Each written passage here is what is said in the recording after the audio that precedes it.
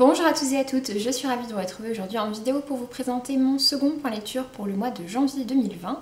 Dans ce point lecture, j'ai donc 4 romans ainsi que 2 titres graphiques à vous présenter. Je vous parlerai tout d'abord de La Muse des cauchemars par Laini Taylor, donc aux éditions Lumen. Ensuite, je vous parlerai de ma lecture du roman Le petit garçon qui rêvait d'être Mary Poppins, Mary Poppins par Alejandro Palomas. Après, je vous parlerai de ma lecture de Thorngrove par Cécile Guyot. Et je terminerai côté roman avec Respire par Maud Ankawa. Et ensuite, donc côté graphique, je vous parlerai du manga Sous la lune de Taisho, ainsi que de la bande dessinée Les secrets de Brune.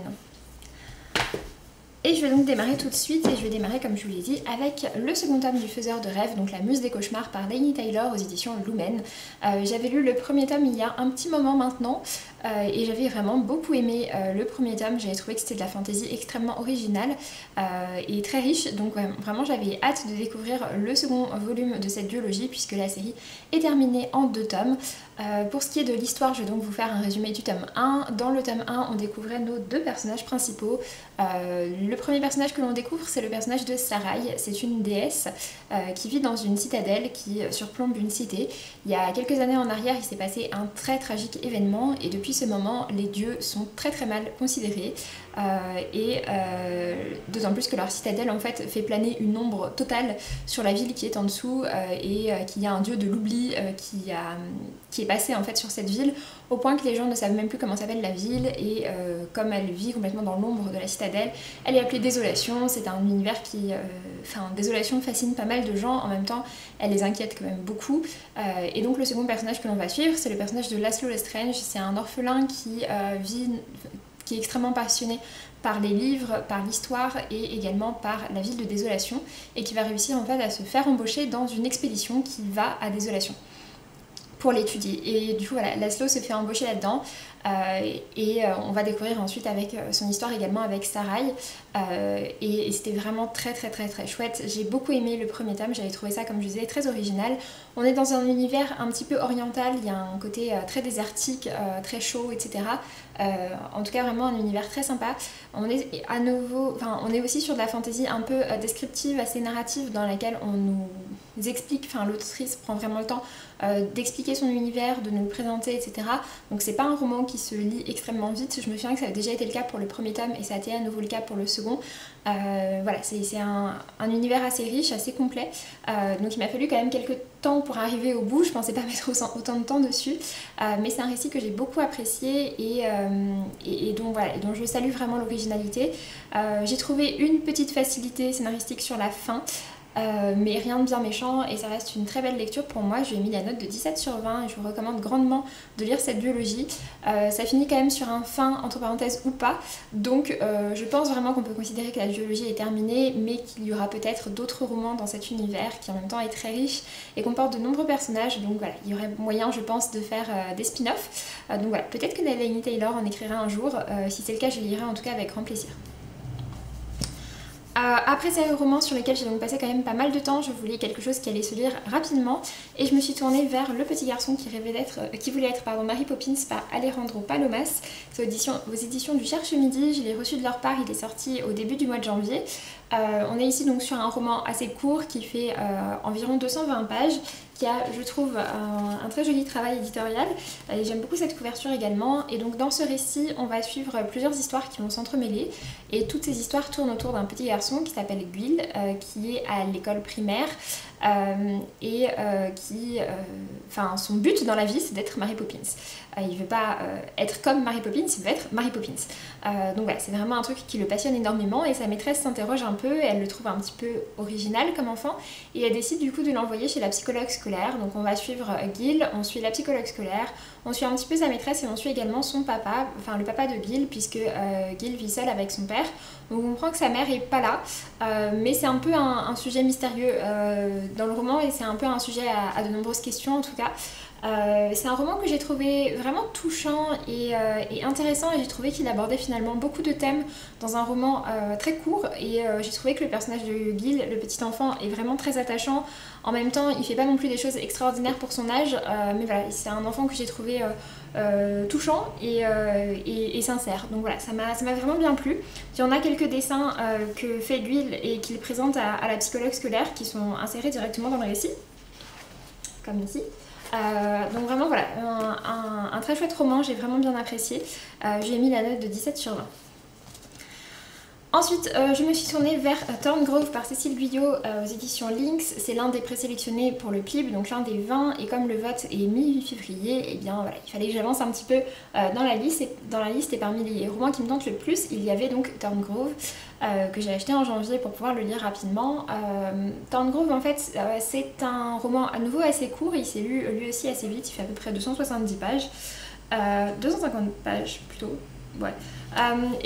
C'est un roman dans lequel en fait on va suivre l'histoire de deux sœurs. On a Maddie, donc Madeline, qui est notre héroïne principale, et sa petite sœur qui s'appelle Mido. Ces deux sœurs, en fait, leurs parents ont divorcé et leur mère du coup a dû déménager, changer de ville pour recommencer une nouvelle vie et trouver un travail. Et donc elles sont arrivées dans une nouvelle ville, dans un nouvel établissement scolaire. Maddie est une lycéenne qui cherche un peu voilà, à s'intégrer, à être un peu comme tout le monde. Et Mido, sa petite sœur, elle est au collège je crois, et elle est quand même assez particulière comme enfant.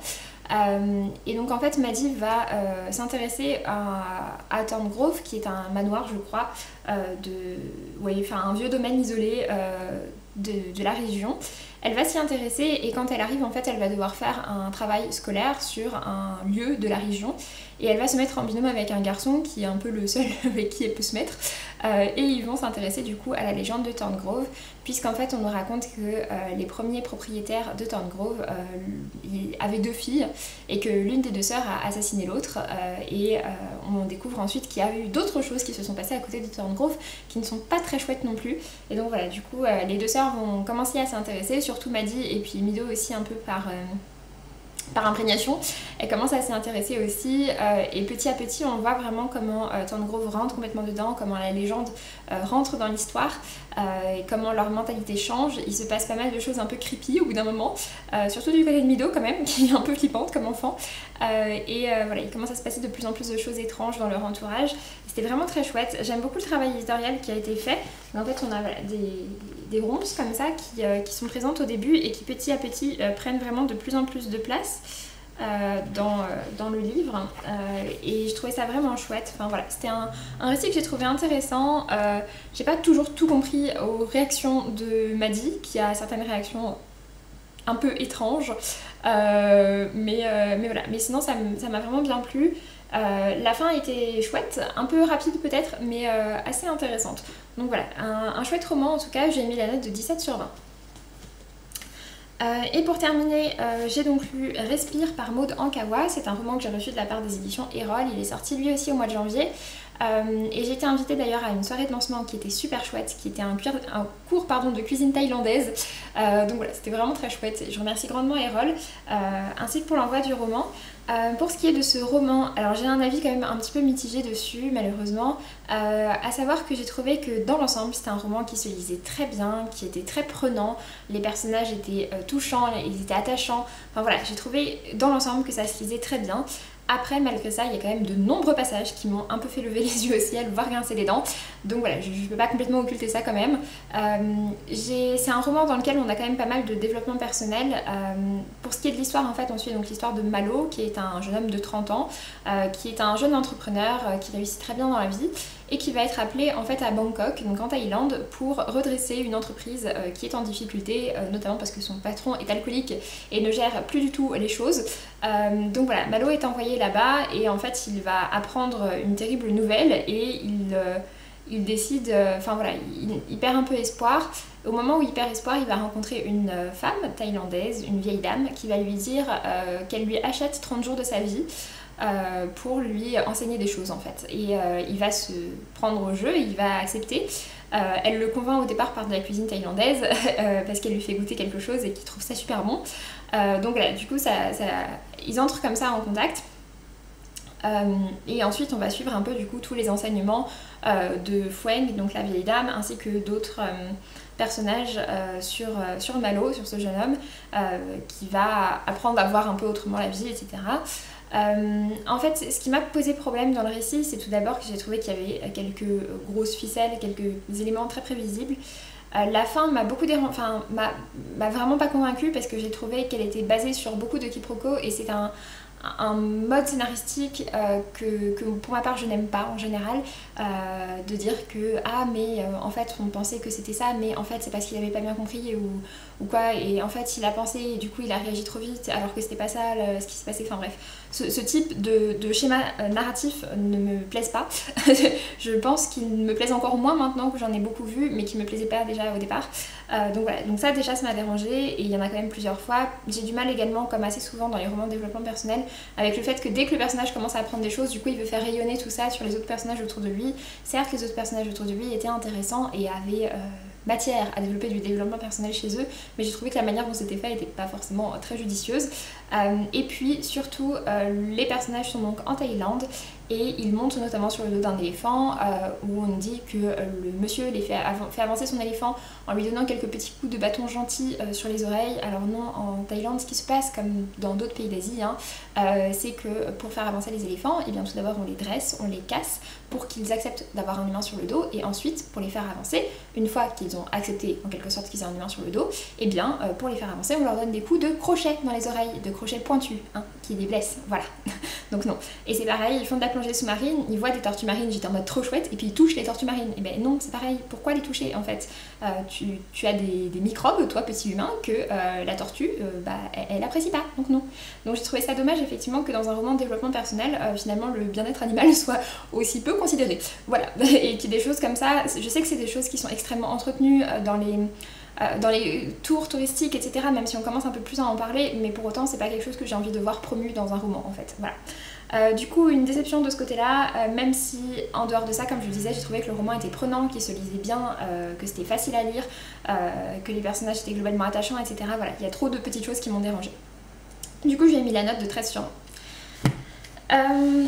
Ensuite j'ai donc lu deux graphiques. Tout d'abord j'ai lu Sous la lune de Taisho par Hiromi Ebira, c'est aux éditions Akata et c'est un one shot. Dans ce titre ça se passe donc à l'ère Taisho. En gros c'est un moment où tout ce qui est aristocratie etc. est encore bien présent, pour autant c'est pas... Enfin, c'est pas non plus quelque chose de très ancien, c'est pas l'équivalent de la Renaissance quoi. Donc voilà, et on suit en fait l'histoire de deux personnages qui vont tomber très amoureux et qui vont devenir amants, etc. Et puis on va suivre leur histoire hein, au fil de pas mal d'années. Au départ ils se rencontrent parce qu'elle a 16 ans et qu'elle vient en consultation chez son médecin parce qu'elle s'évanouit régulièrement et son médecin tombe amoureux d'elle à ce moment là.